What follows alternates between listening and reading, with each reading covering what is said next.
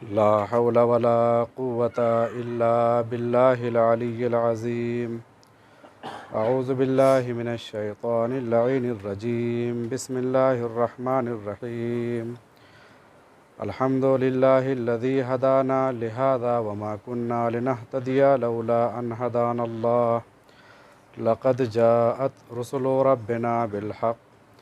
अस्सलातु वस्सलामु अला रसूलिस सकलैन महबूब रब्बिल मशरिक़ैन वल मग़रिबैन जद्दिल हसन वल हुसैन अबिल क़ासिम मुहम्मद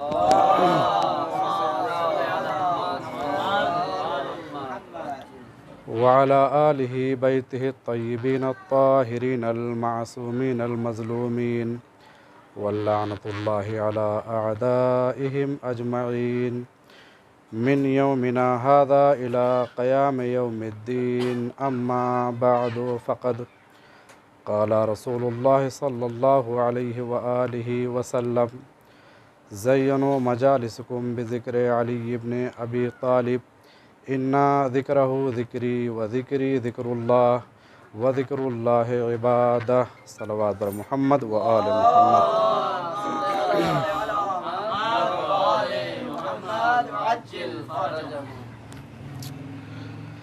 बुज़ुर्गान का हुक्म हुआ, लिहाजा तामील हुक्म की खातिर आ गया हूँ ताकि इस्लाह भी हो सके और ज़ाकिरीन में शुमार भी हो सके। बतौर सवाब आपके सामने हाज़िर हूँ, क्योंकि हो सकता है कि खौफ व हिरास के बिना पर ज़बान कहना कुछ अल्फाज चाहती हो और निकल कुछ जाएं। लिहाजा अगर ख़ता करके इंसान उसका इकरार कर ले तो इसका बेहतरीन इंसानों में शुमार होता है, लेकिन अगर ख़ता करके इकरार ना करे तो उसका शुमार सिफ़त इंसानी में होता है। और ख़ता करके इकरार ना करना जब सिफ़त इंसानी उसके अंदर पैदा हो जाती हैं तो वो परवरदिगार आलम के मुकाबले में आ जाता है। लेकिन अगर गलती करके इकरार कर ले तो उसे हुर्का मुक़द्दर कहते हैं। सलावत पढ़े और मोहम्मद व आले मोहम्मद।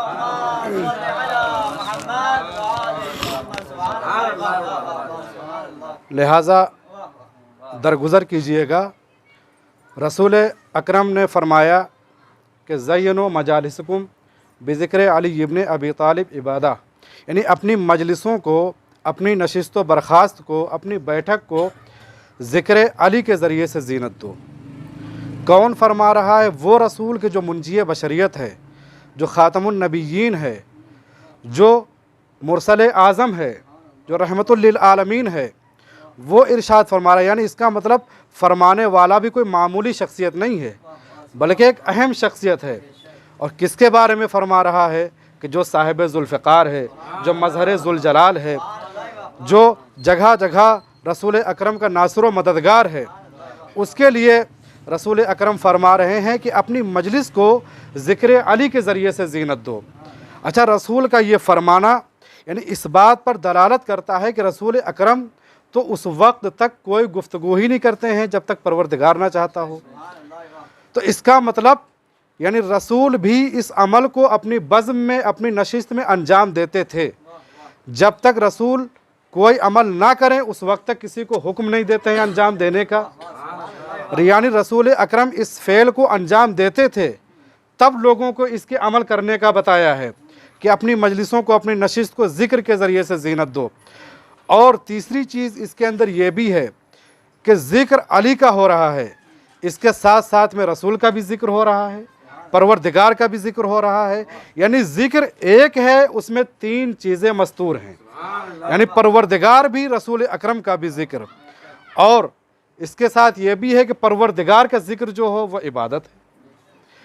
और इसके अलावा ख़ुद यानी ज़मख़शरी कौन है? जो अहले सुन्नत का आलिम दीन है, वो ख़ुद फरमाता है, ज़मख़शरी का कहना है कि फ़ज़ाइल अली इब्न अबी तालिब को दुश्मनों ने कीने और हसद की बिना पर कबूल नहीं किए। उनके अंदर कीना था, हसद पाया जाता, इसलिए फ़ज़ाइल अली का इनकार किया।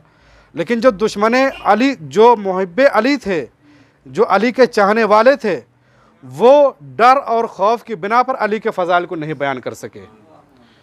क्यों? इसलिए कि अगर फ़ज़ाइल अली बयान करेंगे हो सकता है उनको कत्ल ना कर दिया जाए। तो यहाँ से पता चलता है कि शख्सियत अली कितनी मज़लूम है, अली के कितने फ़ज़ाइल व कमालात हैं।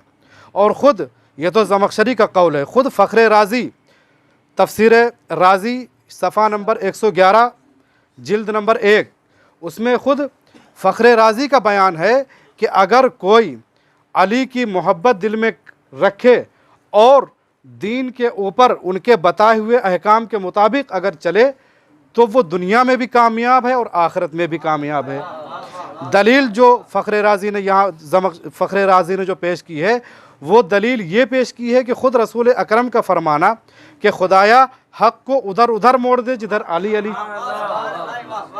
यानी ये उन्होंने दलील पेश की है। तो इसका मतलब ये है कि अगर हमारे दिल में मोहब्बत अली है और फ़ज़ाइल अली से अगर हमारा सीना शर्सार है तो यकीनन हम दुनिया में भी कामयाब हैं और आखिरत में भी कामयाब हैं। एक सलवात पढ़े पर मोहम्मद व आले मोहम्मद।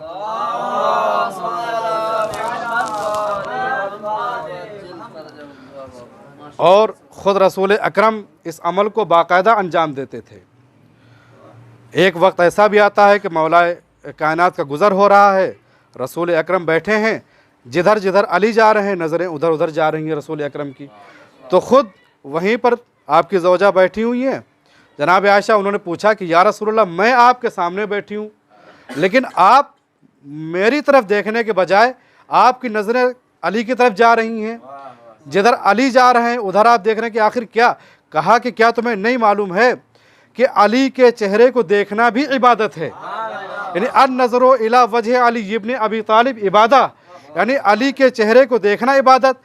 तो आयशा ने कहा कि या रसूलल्लाह ठीक है, मैं कबूल करती हूँ कि अली के चेहरे को देखना इबादत है, लेकिन जब अली इस कायनात में ना रहेंगे तो आप ये बताइए ये इबादत कैसे अंजाम दी जा सकती है? तो आपने कहा कि अगर अली ना रहे तो ज़िक्र अली इब्न अबी तालिब इबादा, अली के ज़िक्र के ज़रिए से इस इबादत को अंजाम दिया जा सकता है। तो खूब पलट के फिर जनाब आयशा कहती हैं कि या रसूलल्लाह अगर ज़िक्र अली पर पाबंदियां लग जाएं तब ये इबादत लोग कैसे अंजाम देंगे?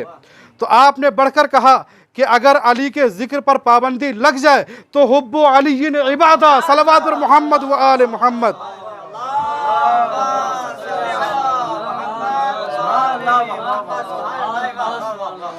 यानी अली ना रहें तो चेहरे की तरफ अगर देखकर इबादत नहीं की जा सकती है तो ज़िक्र अली के ज़रिए से इबादत, वो भी ना रहे तो दिल में मोहब्बत हो तो ये इबादत अंजाम दी जा सकती है। और ये दौरे हाजिर इसी बात को साबित करती है कि अगर दिल में मोहब्बत है तो इबादत इंसान अंजाम दे सकता है।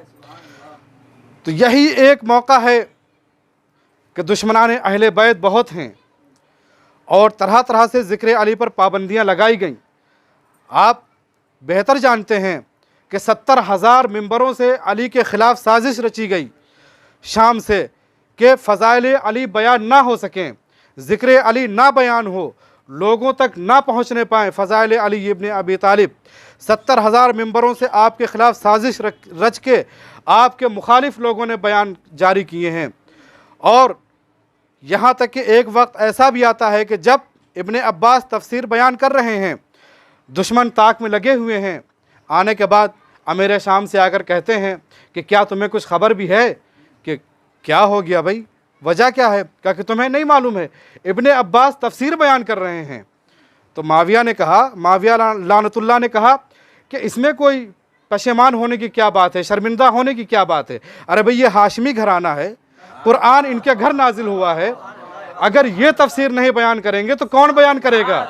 यानी दुश्मन भी इकरार कर रहा है कि नहीं तुम समझे नहीं, मैं तुम्हें समझाना क्या चाह रहा कि आखिर क्या? कहा कि तुम्हें नहीं मालूम, इब्ने अब्बास ने तफसीर का तो बहाना बनाया है, वो तफसीर के बहाने ज़िक्र अली बयान कर रहे हैं, फ़ज़ाइल अली बयान कर रहे हैं, ज़िक्र अली कर रहे हैं। तो कहा कि अच्छा अगर ऐसी बात है, कहा जी ऐसी बात है। तो कहा दो रवायतें, एक रवायत ये है कि ख़ुद ये माविया चल कर गए हैं जहाँ वो दर्स दे रहे थे, जहाँ ये तफसीर बयान कर रहे थे, और एक रवायत ये है कि बुलाया गया इब्ने अब्बास को। खैर जब आ गए तो कहा कि तुम क्या कर रहे थे मस्जिद में? कहा कि अमीर शाम मैं क्या कर रहा था? तफसीर बयान कर रहा था। क्या कुरान पढ़ना जुर्म है? कि नहीं, ऐसा तो नहीं। कहा तो फिर क्या बयान कर रहे थे? तो कहा कि मैं तफसीर बयान कर रहा था। कि तफसीर तो बयान कर रहे थे, किन आयतों की तिलावत कर रहे थे? कहा कि तुम्हें नहीं मालूम है किन आयतों की तिलावत? कुरान है, कोई भी आयत। कहा कि मसलन का इन्नमा अंता मुनज़िर व लिकुल्लि कौमिन हाद। तो माविया ने कहा कि इब्ने अब्बास तुम्हें नहीं मालूम? मुझे मालूम है कि इस आयत में तो मुनज़िर से मुराद रसूल अकरम है और कौम के रहनुमा व हादी मौलाए मुत्तक़ियान है, लेकिन इस आयत के अलावा किसी और आयत की तिलावत करो तब ठीक है। क्या कोई आयत तुम्हें नहीं मालूम है? किससे करें? इब्ने अब्बास जैसे रावी कुरान, मुफस्सिर कुरान से कह रहे हैं माविया कि कोई किसी और आयत की तिलावत करो। तो कहा किसी और की आयत? का वयतइमून अत्ताम अला हुब्बिही मिस्कीना व यतीमा व असीरा व नुतइमुकुम लिवजिल्लाह ला नुरीदु मिनकुम जज़ाअन वला शुकुरा। कहा कि नहीं इब्ने अब्बास, इसमें भी तो जिक्र अली हो रहा है। मिस्कीनों को, यतीमों को खाना खिलाने वाला तो यही घराना है ना। क्या इसके अलावा कोई आयत तुम्हें याद नहीं है? कोई किसी और आयत की तिलावत करो। का इन्नमा वलियुकुमुल्लाह व रसूलहू वल्लज़ीना आमनुल्लज़ीना। कहा इस आयत की तिलावत करूं? कहा नहीं, इस आयत की भी तिलावत ना करो। क्यों? इस आयत में तो अल्लाह और रसूल यानी वली हैं, और वो लोग जो हालत नमाज में ज़कात देते हैं, तो हालत नमाज में ज़कात देने वाली कोई और ज़ात तो नहीं है सिवाय अली के। किसी और आयत की तिलावत करो। तो इब्ने अब्बास ने कहा कि अम्मा यतसाअलून अनिन नबइल अज़ीम। का नहीं इब्ने अब्बास, यहाँ तो नबई अज़ीम से मुराद अली इब्ने अबी तालिब की ज़ात है। कोई और आयत अगर याद हो तो उसकी तिलावत करो। तो इब्ने अब्बास ने कहा इन्नमा युरीदुल्लाहु लियुज़हिबा अन्कुम रिज्सा व अहलल बैत व युताहिरकुम तत्हीरा। तो कहा नहीं इब्ने अब्बास, इसमें भी तो फ़ज़ाइल अली इब्ने अबी तालिब और पंजतन पाक का जिक्र है। किसी और आयत का जिक्र करो, कि कोई और आयत की तिलावत करो। तो इब्ने अब्बास ने कहा वकुल तालू नदु अबनाअना व अबनाकुम व निसाअना व निसाअकुम व अनफुसना व अनफुसकुम। कहा नहीं इब्ने अब्बास, यहाँ भी तो जिक्र अली हो रहा है। कहा किसी और आयत की तिलावत करो। तो कहा अल-यौमा अकमलतु लकुम दीनकुम व अतममतु अलैकुम नेमती व रज़ीतु लकुमुल इस्लाम दीना। क्या इब्ने अब्बास, यहाँ तो इकमाल दीन है, किसी और आयत की तिलावत करो। का या अय्युहर रसूल बल्लिग मा उनज़िला इलैका मिन रब्बिक व इन लम तफ़अल फमा बल्लग़ता रिसाला। कहा नहीं इब्ने अब्बास, लगता तुम्हें कोई और आयतें नहीं याद हैं। कहा अब तुम बताओ कौन सी आयत की तिलावत करूं? कहा तुमने आय बल्लिग की तिलावत की, यहाँ तो इबलाग रिसालत, इबलाग अली इब्ने अबी तालिब है, इस इबलाग विलायत है, इसके अलावा कोई और आयत करो। तो इब्ने अब्बास ने कहा अय माविया, खुलकर क्यों नहीं कह देता क्या मैं कुरान को पढ़ना छोड़ दूं? तो कहा नहीं, मैं ये कब कह रहा हूं कुरान पढ़ना छोड़ दूं? कहा फिर तुम खुद ही बता दो मैं किस आयत की आखिर तिलावत करूं? तो कहा कि इज़ा ज़ुल्ज़िलतिल अर्ज़ु ज़िलज़ालहा, इस आयत की तिलावत करो। तो अजब नहीं इब्ने अब्बास मुस्कुराए माविया को देखकर और कहने लगे अय माविया, तुझे भी यहाँ पर मुँह की ही खानी पड़ेगी। क्या तुझे वो वक्त याद नहीं है कि जब मदीने में ज़लज़ला आया, लोग घरों से निकले, शोर की आवाज़ सुनकर मौलाए मुत्तक़ियान अपने घर से बाहर निकले, और मौलाए मुत्तक़ियान का घर से निकलना था कि ज़मीन ठहर गई। फिर कुछ देर के बाद दोबारा ज़लज़ला आया। आपने पूछा क्या वजह है शोर हंगामे की? कहा कि या अली ज़लज़ला आ रहा है, ज़मीन लरज़ रही है, ज़मीन में थरथराहट पैदा है। तो मौलाए मुत्तक़ियान ने इस आयत की तिलावत की इज़ा ज़ुल्ज़िलतिल अर्ज़ु ज़िलज़ालहा व अख़रजतिल अर्ज़ु अस्क़ालहा व क़ालल इंसानु मा लहा, और ये कहकर अपने पैर को ज़मीन पर मारा और कहा अय तुराब, तुझे अली इब्ने अबी तालिब यानी अबू तुराब हुक्म दे रहा, ठहर जा। तो अजब नहीं, माविया ने जब ये सुना तो रवायत में जिक्र है कि माविया इस तरह से तड़प रहा था जिस तरह से सांप डस लेता है, यानी सांप का डसा हुआ तड़प रहा था। तो अजब नहीं, माविया ने तड़प कर ये कहा इब्ने अब्बास, क्यों कह नहीं देते हो कि अलीयुन माल कुरान वल कुरान मा अली, कि जब तक कुरान रहेगा अली का जिक्र रहेगा, जब तक अली रहेंगे कुरान का जिक्र रहेगा। और ये इब्ने अब्बास के चेहरे माविया को नहीं डस रहे थे, मैं तो कहूँगा कुरान की आयतें डस रही थी माविया को, जिससे वो तड़प रहा था फ़ज़ाइल अली इब्ने अबी तालिब को सुन सुनकर। तो ये हैं फ़ज़ाइल अली इब्ने अबी तालिब कि जिनका शुमार नहीं किया जा सकता, जिनका एहसान नहीं किया जा सकता है। और ज़मख़शरी यही कहता है कि इतनी पाबंदियाँ ज़िक्र अली पर लगी हैं, उसके बावजूद ज़िक्र अली ने मशरिक़ व मग़रिब को अपने इहाते में ले लिया। एक सलावत पढ़े पर मोहम्मद व आले मोहम्मद।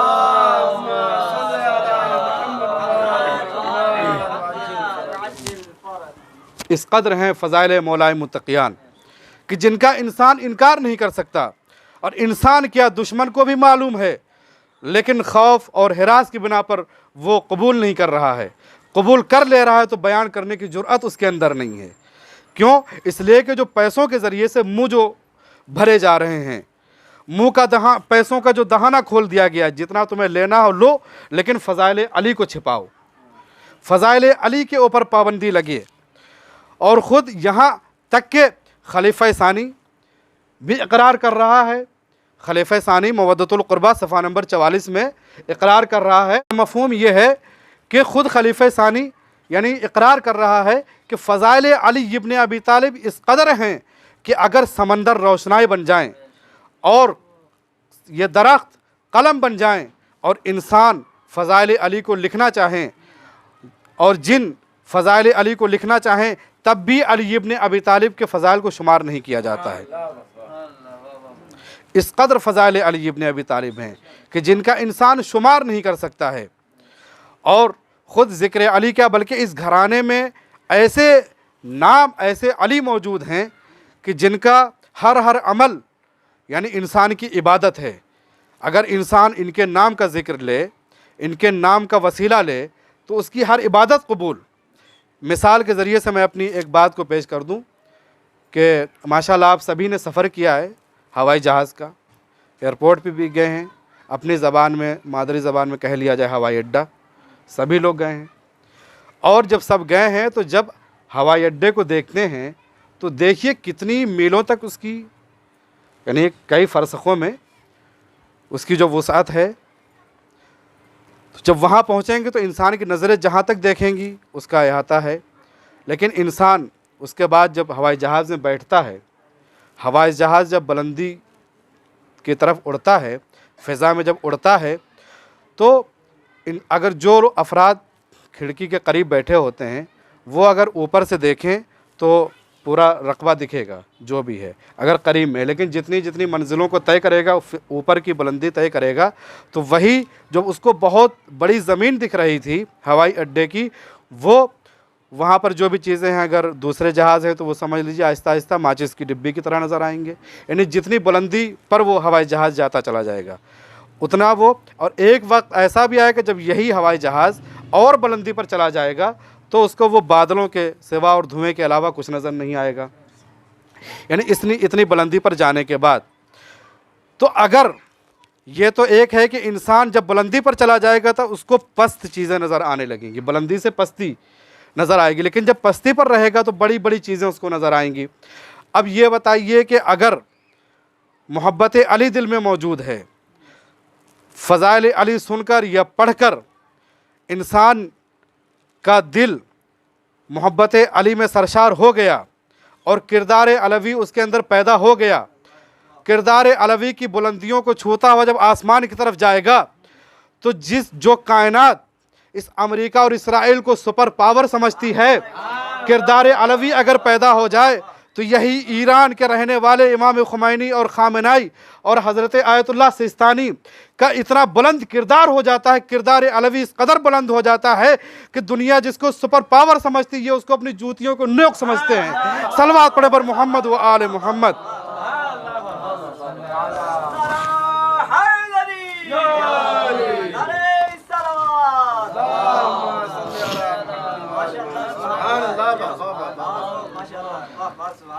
ये सब हमें तभी सिखाता है कि जब हम अहले बैत के दर से वाबस्ता रहें, जब हमारे दिल में मोहब्बत अहले बैत रहे। यानी फ़ज़ाइल अली को इंसान शुमार ही नहीं कर सकता है। इस कदर फ़ज़ाइल अली इब्न अबी तालिब हैं कि जिनको दुश्मनों ने छिपाए कीने की बिना पर दोस्त मोहब्बत करने वाले अफराद इसलिए नहीं बयान कर सके कि उनको कत्ल ना कर दिया जाए। लिहाजा अगर हमारे दिल में मोहब्बत अली है, हमारे अंदर किरदार अलवी अगर पाया जा रहा है, तो ये बताइए कि हम जो भी अमल अंजाम देंगे वो हमारा कबूल होगा कि नहीं होगा? कबूल होना चाहिए। जब कबूल होना चाहिए तो फिर उसकी दलील क्या है कि हम अहले बैत से मोहब्बत भी करते हैं, नमाज भी पढ़ते हैं, रोज़ा भी रख रहे हैं, हज भी कर रहे हैं, ज़कात भी दे रहे हैं, क्या आखिर सबूत है आपके पास? क्या गारंटी है कि आपका अमल कबूल हो रहा है? तो एक मिसाल दे दूं कि मिसाल के तौर पर यहाँ पर माशाल्लाह अफराद मौजूद हैं और बहुत से ऐसे हैं कि जो शादी कर चुके हैं, फैमिली ला चुके हैं, बहुत से ऐसे हैं कि जिनकी फैमिली हिंदुस्तान में या कहीं और है। तो मिसाल एक दे दो, मिसाल के तौर अफरोज़ साहबी हैं। अब इन्होंने मसलन फ़ोन करके अपनी अहलिया से पूछा, ये बताइए मैं आपके लिए क्या ला दूँ? आपको कोई चीज़ पसंद हो, मैं आपके लिए तोहफे में कोई चीज़ लाऊं? हर एक कोई भी हो, भाई अपनी बहन से पूछ सकता है, बेटा अपनी माँ से पूछ सकता है कि आपको क्या चीज़ पसंद है। तो मिसाल के तौर पर जवाब मिला कि अगर गुलूबंद मिल जाए तो बेहतर है। तो कहा कि ठीक है, लेकिन कैसा चाहिए? अब उन्होंने जो डिज़ाइन बताई, अब ये जाके सोनार के पास पहुँचे, इन्होंने डिज़ाइन बताई, सोनार ने तैयार किया। अब ये ले गए, देखा तो पसंद नहीं आया कि नहीं ऐसा नहीं। फिर दूसरा तरीक़ा बताया, ये बनवा के ले गए, फिर वो पसंद नहीं आया। तो सोनार ने कहा कि एक काम ये किया जाए कि हमारे पास कुछ नमूने हैं, आप इनको ले जाइए, दिखला दीजिए, ताकि वो देख के उनमें जो बेहतर लगे, जो पसंद आए, हम वैसा बना देंगे। तो नमूने लेकर जाए, दिखला दिया, तो उसके मुताबिक सोनार ने तैयार कर दिया। अब ये बताइए कि ये तो है हार की बात।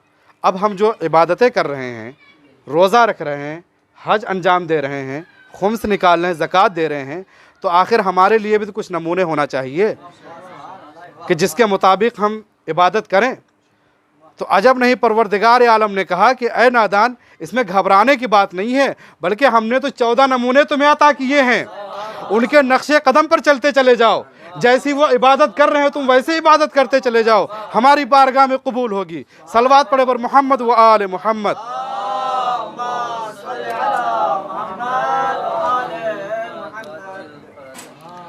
तो अहले बैत हमारे सामने नमूना है, इनके नक्शे कदम पर हम चलें, इनके मुताबिक अपनी इबादतों को अंजाम दें।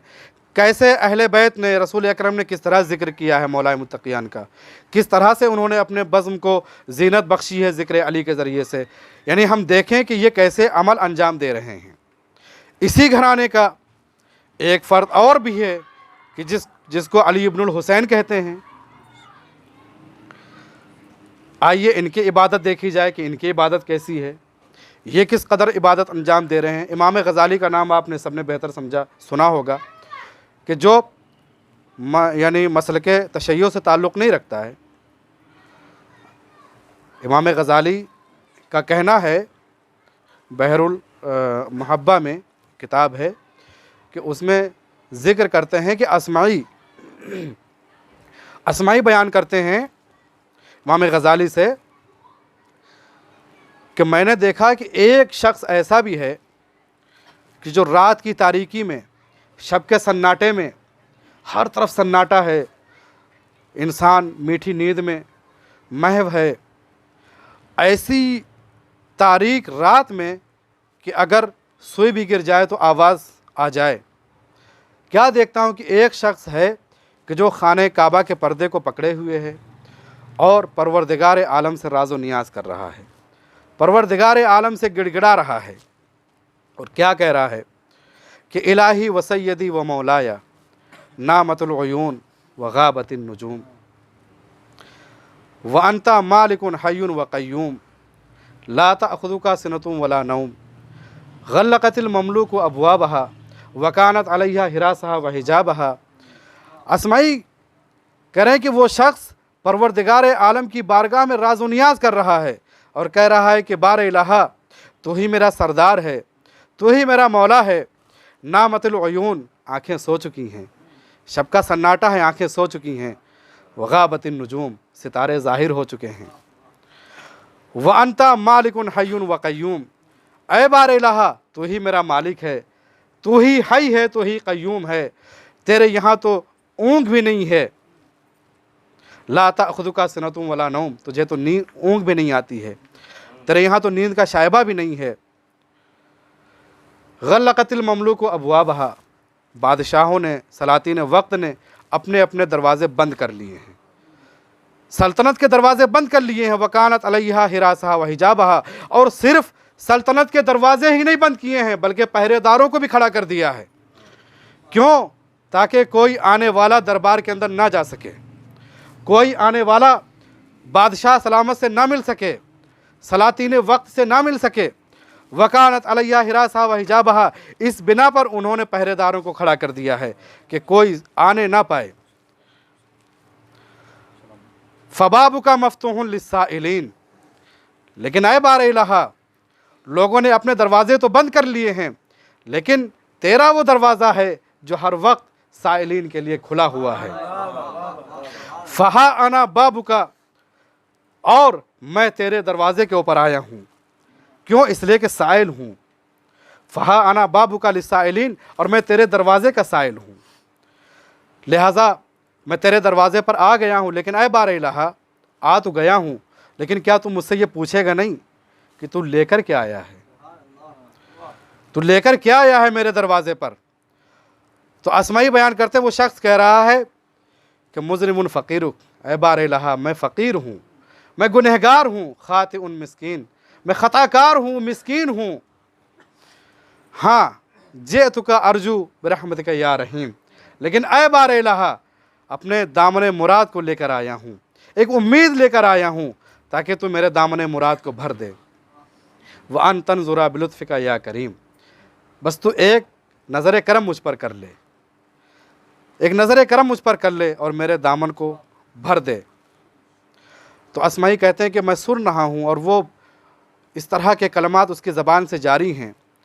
शब की तारीक सन्नाटा है, तारीकी छाई है, लिहाजा चेहरा सही से नज़र नहीं आ रहा है, लेकिन मैं ये कलमात सुन रहा हूँ कि जो रहमत और करम की भीख परवरदिगार आलम से मांग रहा है। तो वो कहता है कि उसके बाद उस शख्स ने एक अशआर का एक अंबार, यानी एक अशआर का सिलसिला जारी रहा उसकी ज़बान पर। तो यहाँ पर सिर्फ़ एक शेर ज़िक्र करना मकसूद है। वो कह रहा है कि कइन काना जूद का इल्ला ज़ू अशरफ फ़मन यजूद रल आसीन अनिन निअम, ऐ बार इलाहा, अगर तेरा ये दरवाज़ा शराफत वालों के लिए, सलातीन वक्त के लिए होता तो ये हम मिस्कीन फ़कीर, हम किसके दरवाज़े पर जाते? हम किससे जाकर अपनी लौ लगाते? तो अस्माई करें कि मैं ये सब चीज़ें सुन रहा हूँ। और सुनते सुनते वो कहते हैं कि यहाँ पर कि अल्लामा इकबाल ने एक मिसाल पेश की है कि इंसान का दिल अगर टूट जाए तो ये बताइए क्या उसकी अज़मत या अहमियत घटती है या बढ़ती है? मसलन पहले मिसाल आप शीशे की ले लीजिए। शीशा है, मिरर, शीशे को अगर शीशा टूट जाए, उसमें एक नक्स पाया जाता है, उसमें एक ऐब आ जाता है, उसकी अज़मत घटती है या बढ़ जाती है? जिससे भी आप पूछेंगे वो यही तो कहेगा भाई शीशा टूट गया, उसकी अहमियत ख़त्म हो गई, उसकी अज़मत घट गई। लेकिन वो यहाँ पर मिसाल पेश कर रहे हैं कि परवरदिगार आलम को, यानी इंसान जब उसकी बारगाह में आता है और परवरदिगार आलम से दुआ करता है तो ये पुकार जितनी परवरदिगार आलम को पसंद है ना, वो और अमल इंसान का पसंद नहीं है परवरदिगार की बारगाह में। तो वो कहते हैं कि इंसान का जो दिल टूटा है, इसकी अज़मत घटती नहीं है बल्कि इसकी अज़मत और परवरदिगार आलम के यहाँ बढ़ जाती है। तो वो मिसरे पेश कर रहे हैं अल्लामा इकबाल के मिसरे, उसमें कहते हैं कि तू बचा बचा के न रख इसे, तू बचा बचा के न रख इसे, तेरा आईना है वो आईना, शिकस्ता हो तो अजीज़ तर है निगाह है आईना साज में। सलवात पढ़े पर मोहम्मद व आले मोहम्मद।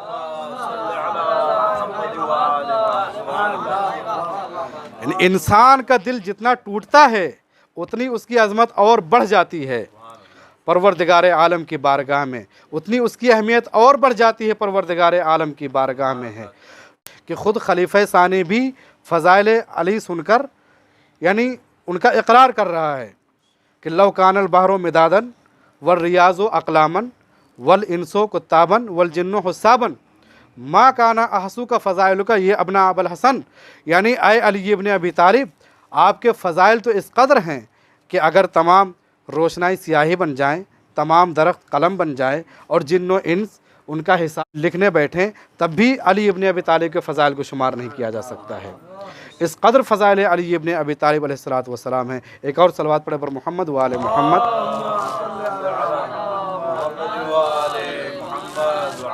टाइम सलवात पढ़ें, टाइम पे देख लूँ ताकि टाइम।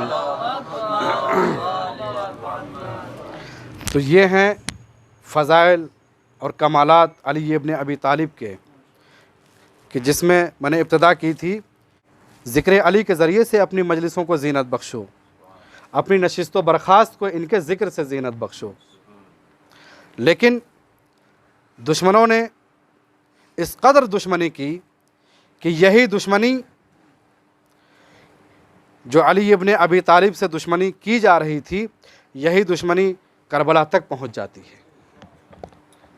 और जब करबला में ये दुश्मनी पहुंच जाती है तो यही तो वक्त है कि जब करबला पहुंचते हैं इमाम हुसैन अलैहिस्सलातु वस्सलाम अपने कारवान को लेकर, तो वहाँ पर आपने बाकायदा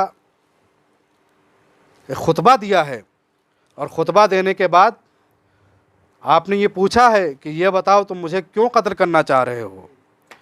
तो जवाब यही मिला है कि बुग़्ज़न लि अबीक, कि मैं तुम्हें बुग़्ज़े तुम्हारे बाप के बुग़्ज़ में कत्ल करना चाह रहा हूँ। और जब ये मदीने से कारवान रवां हुआ, सरज़मीन करबला पर पहुँचा, तो चलते चलते सवारियाँ रुक जाती हैं। आपने बहुत कोशिश की कि सवारी आगे बढ़े, लेकिन आगे ना बढ़ सकी। तो आपने मुख्तलिफ़ लोगों को बुलाया और बुलाने के बाद पूछा कि इसका नाम क्या है। तो किसी ने कहा कि इसको नैनवा कहते हैं, किसी ने कुछ और नाम लिया, तो कहा कि नहीं, इसका नाम कुछ और भी होगा। तो जब एक शख्स ने कहा कि इस ज़मीन को करबो बला भी कहते हैं, बस जैसे ही ज़मीन करबला का नाम सुनना था कि इमाम हुसैन ने फ़ौरन ही आपकी ज़बान पर कलमात जारी हुए कि आऊज़ु बिका मिन करबिन व बलाइन, ऐ बारे इलाहा, मैं इस ज़मीन करबो बला से पनाह चाहता हूँ। हाँ आज़ादाराने मज़लूम करबला, आप यहाँ पर जमा हो गए एक माँ को उसके लाल का पुरसा देने के लिए। यही तो एक वक्त था कि जब इमाम हुसैन की विलादत होती है, और विलादत के बाद जब रसूल अकरम ने आपको अपनी आगोश में लिया और चेहरे की ज़ियारत की, तो चेहरे की ज़ियारत करते हुए आपकी आँखों से आंसू जारी हो जाते हैं, आँखों से अश्क जारी हो जाते हैं। तो एक मरतबा बीबी ने पूछा, है बाबा, क्या हमारे बेटे के कदम इस दुनिया में नामुबारक हैं, मुबारक नहीं है? तो कहा नहीं मेरी बेटी, ऐसा नहीं है, बल्कि तेरे बेटे के कदम तो इस दुनिया में मुबारक हैं। कहा बाबा फिर इन आंसुओं की वजह क्या है, आँखों से जो ये अश्क जारी हैं, इसका सबब क्या है? तो कहा कि बेटी, एक वक्त वो भी आएगा कि तुम्हारे इस लाल को करबला के मैदान में 3 दिन का भूखा प्यासा कत्ल किया जाएगा। तो आपने पूछा क्या है बाबा, क्या उस वक्त कोई मेरे लाल की नुसरत करने वाला नहीं होगा, क्या कोई चाहने वाला नहीं होगा? कहा कि नहीं बेटी, चाहने वाले तो होंगे। कहा फिर क्यों आप रो रहे हैं? कहा बल्कि इतने मजालिम ढाए जाएंगे, इतने जुल्म ढाए जाएंगे कि भूखा प्यासा कत्ल किया जाएगा। तो कहा कि बाबा ये बताइए, जब मेरे लाल को कत्ल किया जाएगा तो क्या कोई रोने वाला नहीं होगा? कहा कि नहीं बेटी, बल्कि रोने वाला होगा। परवरदिगार आलम कौम पैदा करेगा कि जिसके जवान तुम्हारे जवान पर रोएंगे, कि जिसके बूढ़े तुम्हारे बूढ़ों पर रोएंगे, कि जिसके बच्चे बच्चे पर रोएंगे।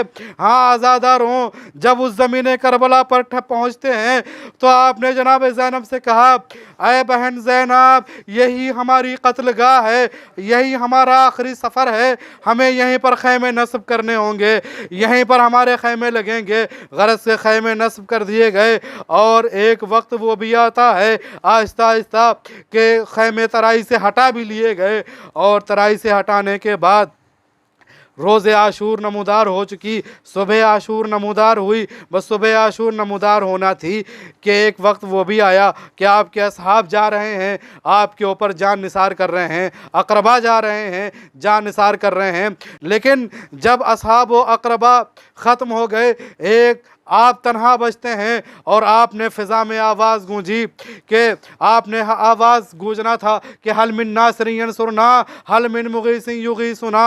बस जैसे ही इस आवाज़ का सुनना था, एक झूले में अली मौजूद था, बस जैसे ही उसने इस आवाज़ को सुना फ़ौरन अपने आप को झूले से गिरा लिया।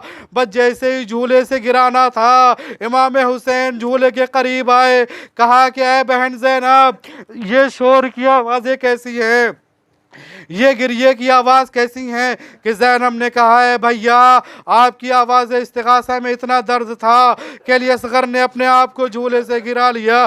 जज़ाकुम रब्बुकुम खैरल जज़ा। खुदा आपको किसी गम में ना रुलाए सिवाय गम मज़लूम करबला के। बल्कि यहाँ पर आप बैठे हैं, अगर आपकी आंखों से आंसू भी निकल रहे हैं तो ये भी परवरदिगार आलम की बारगाह में कबूल हैं। तुम्हारे दाने अश्क अज़ा मोती से बेहतर हैं कि जिनकी हश्र में कीमत लगाएंगे गोहर वाले। हाँ आज़ादारों, ये सुनना था कि हुसैन ने कहा कि ठीक है, लाओ मेरे लाल को मुझे दे दो, मुझे मालूम है कि मेरा लाल क्या चाहता है। हुसैन ने अली असग़र को अपने गोद में लिया।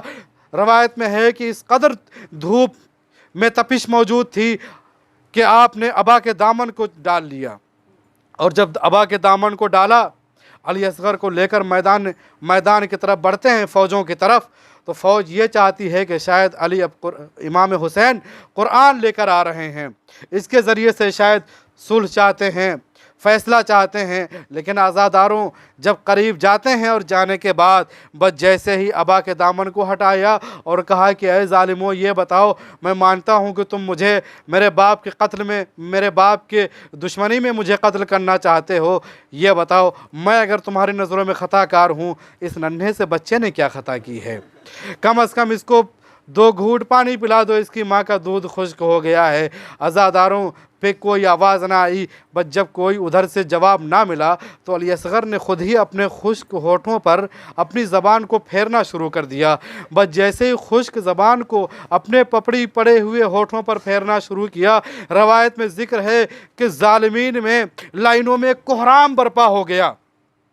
इस कोहराम का बर्पा होना था, करीब था कि मैदान करबला फतह हो जाती। वहीं पर उमर साद ने आवाज़ दी, ऐ हुरमुला कहाँ है? हुसैन के कलाम को कत कर दे, हुसैन के कलाम को ख़त्म कर दे। बस जैसे ही इस आवाज़ को सुनना था कि हुरमुला ने तीर को चिल्ले कमान में जोड़ा। अज़ादारों, सुन सकेंगे, यहाँ पर रवायत में मैंने आलिम दीन से सुना है कि जब जनाब मुख्तार ने हुरमुला को क़ैद किया था, और क़ैद करने के बाद जब उससे पूछे कि आए हुरमुला, ये बता तूने कौन से मजालिम किए हैं? कहे मुख्तार, ना मुझसे सवाल कीजिए, ना पूछिए, इसलिए कि आप बर्दाश्त नहीं कर पाएंगे। कहा नहीं तो बता। कहा कि चूँकि मेरा तीर अंदाज़ी में इतना माहिर था कि हमारा निशाना कभी ख़ता नहीं करता था। हमने 6 तीर लिए और वो 6 तीर ऐसे थे कि जिनको मैंने जहर में बुझाया था। ऐ मुख्तार, बेहतर है कि ना सुनो। जनाब मुख्तार की आंखों से आंसू भी जारी हैं। कह रहे हैं कि नहीं तो बता तूने क्या क्या जुल्म अंजाम दिए हैं। कहा कि अय मुख्तार, अगर सुन सकोगे तो सुनो। पहला तीर मैंने उस वक्त चलाया कि जब जनाब अब्बास अलैहिस्सलाम मशकीज़े को लेकर खैमेगाह की तरफ जा रहे थे, और जब हर तरफ करीब था कि ये मश्क पानी में पहुंच जाती, मश्क यानी खैमों में पहुंच जाता, पानी खैमों में पहुंच जाता, उस वक्त आवाज़ आई कि खैमे के अंदर पानी ना पहुंचने पाए। अगर खैमे में पानी पहुंच गया तो करबला का नतीजा कुछ और देखने को मिलेगा। अज़ादारों, ज़ालिमों ने चारों तरफ से जनाब अब्बास को घेर लिया, और हुरमुला कहता है कि जनाब अब्बास के बाजू कलम हो चुके थे। जनाब अब्बास ने मशकीज़ों को दांतों में पकड़ा और पकड़ने के बाद घोड़े के ऊपर अपने आप को लिटा लिया। वो कहता है उमर साद ने उस वक्त मुझसे कहा कि किसी भी तरह से इस मश्क का निशाना लो, अगर ये पानी खैमे में पहुंच गया तो क़यामत आ जाएगी। अज़ादारों, हुरमुला कहता है कि मैंने बहुत कोशिश की मशकीज़े का निशाना ले सकूं, लेकिन मैं निशाना नहीं ले सका। लेकिन हाँ, एक जगह मुझे नज़र आई। मैंने पहला तीर उस वक्त मारा, बस जैसे ही तीर मशकीज़े पर लगना थी, बस तीर का मशकीज़े पर लगना था, जनाब अब्बास ने अपने आप को घुमा लिया। जनाब अब्बास ने अपने घोड़े के रुख को तराई की तरफ मोड़ा, और जनाब अब्बास की ज़बान से ये कलमात जारी थे, क्या है घोड़े, अब तो मेरे बाजू भी सलामत नहीं है, कि मैं दोबारा पानी ले सकूं मशकीज़े में। अब मैं जनाब सकीना को मुंह क्या दिखाऊंगा। ऐ मुख्तार क्या सुन सकोगे। दूसरा तीर मैंने उस वक्त चलाया कि जब हुसैन घोड़े के ऊपर संभल ना सके, हर तरफ तीर लगे हुए थे। उमर साद ने कहा, हुरमला हुसैन को किसी तरह से मजबूर करो घोड़े से नीचे आए। तो हुरमला कहता है कि मुख्तार क्या सुन सकोगे। अगर सुन सको तो मैं बयान करो। मुख्तार ने कहा, बयान करो, तुमने क्या किया। कहा कि मैं निशाना ले रहा था हुसैन के बदन का, लेकिन कोई ऐसा जिस्म का हिस्सा नहीं था कि जहां पर तीर ना लगे हों, जहां पर मैं हुसैन के बदन का निशाना ले सकूं। बस मुझे एक जगह नज़र आई, वो कोई जगह और नहीं थी बल्कि पेशानी हुसैन थी। मैंने पेशानी हुसैन का निशाना लिया। बस जैसे ही तीर का पेशानी हुसैन पर लगना था, हुसैन घोड़े पे संभल ना सके, ज़मीन पर आए। बल्कि ज़मीन पर क्या, इतने तीर मुअल्लक थे कि ज़मीन पर नहीं आ सके बल्कि तीरों पर मुअल्लक हो गए। अजब नहीं, जनाब मुख्तार की आंखों से आंसू जारी हैं। कहे, हुरमला तीसरे तीर का तूने क्या किया। कब मैंने सुन सकोगे मुख्तार। तीसरा तीर वो था कि जब हुसैन एक नन्हे से बच्चे को लेकर आए और सवाल आब कर रहे थे और पूरे खेमे में कोहराम बरपा था, हम शिकस्त खा जाते, उस वक्त मैंने निशाना लिया। मुख्तार ने कहा, हुरमुला क्या तुझे उस 6 महीने के बच्चे पर भी तरस नहीं आया। क्या तुझे उस पर भी नहीं तरस आया।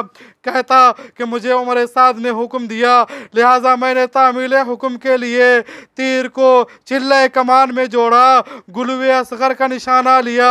बस तीर का गले पर लगना था। बल्कि रवायत में जिक्र है कि तीर अली असगर के गले को छेदता हुआ हुसैन के बाजू में पेवस्त हो गया। आज़ादारों, हुसैन ने अली असगर को लिया और लाने के बाद खैमे के करीब आते हैं और खैमे के करीब आए, लेकिन लेकर गए थे। सकीना समझ रही थी कि शायद मेरा बाबा मेरे भाई को ले गया, शायद पानी पिला लाएं। जब आवाज़ दी है खैमे के करीब जाकर कि ए रबाब अपनी अमानत को ले जाओ, बस जैसे ही इस आवाज़ का सुनना था, रवायत में जिक्र है कि रबाब से पहले जनाब सकीना दौड़ी दौड़ी आ गई और आने के बाद कहती हैं कि ए बाबा आप मेरे भाई को पानी पिला लाए। बस जैसे ये कहना था, हुसैन ने जवाब तो ना दिया, अबा के दामन को हटाया। बस जैसे ही अबा के दामन को हटाना था, इसने मेरा बाप आ गई। रबाब ने जैसे ही अपने लाल को देखा, कया बुनैया अमिसल का यूनहर, ऐ मेरे लाल क्या तुझ जैसे बच्चे भी नहर किए जाते।